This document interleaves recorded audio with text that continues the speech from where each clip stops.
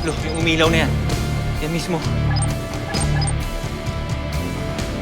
Kasi hindi ko lang alam kung saan yung lugar na to, Lo. Pero isa lang ibig sabihin nito. Na yan ang uta ni Julio. Sige, kopyahin mo. Ballpen! Sino may ballpen?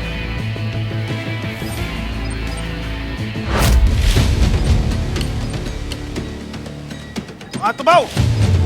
Kailangang ihanda na ninyo ang mga armas ninyo! Maghanda na rin kayo para sa init!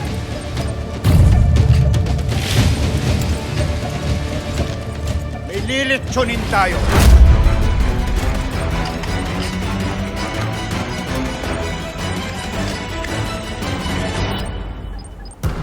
Boss, may hawak ang katubaw.